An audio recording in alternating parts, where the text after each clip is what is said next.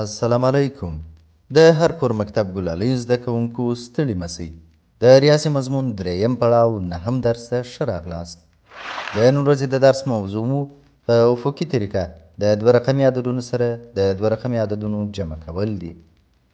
ګرانو زده کوونکو، لکه څنګه چې مو مخکې زده کړي وه، د جمع کولو د افقي طریقې پر مهال موږ عددونه د یوې افقي کرښې په ډول داسې لیکل چې په منځ کې یې د جمع نښه او په پای کې یې د مساوي نښه شتون درلود.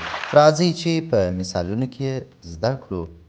موږ دلته یو مثال حل کوو چې لومړی عدد یې ۴۵ او دوهم عدد یې ۴ دی.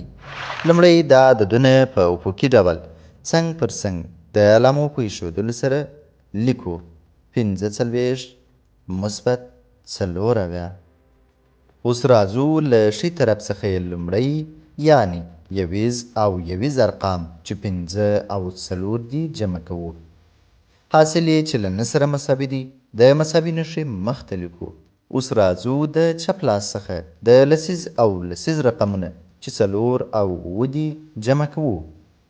حاصل یې چې ۱۱ کېږي. تر مساوي نښې وروسته د نه رقم تر څنګ لیکو چې ټول عدد ۱۱۹ کېږي. په پایله کې ویلی شو چې د ۴۵ او ۴ عددونو د جمع حاصل عبارت له ۱۱۹ څخه دی. راځئ چې یو بل مثال هم حل کړو. ۳۸ او ۴۱. لومړی راکړل شوي عددونه په افقي ډول ترتیبوو. دوهم یویز ارقام چې ۸ او ۱ دي جمع کوو. په لاس راغلی عدد چې عبارت له نه څخه دی د مساوي نښې مخته لیکو. اوس لسیز رقمونه یعنی ۳ او ۴ جمع کوو. په لاس راغلی عدد یعنی اووه تر مساوي نښې وروسته د نو رقم مخته لیکو چې په دې سره د سوال جواب په ناویا سره مساوي کېږي.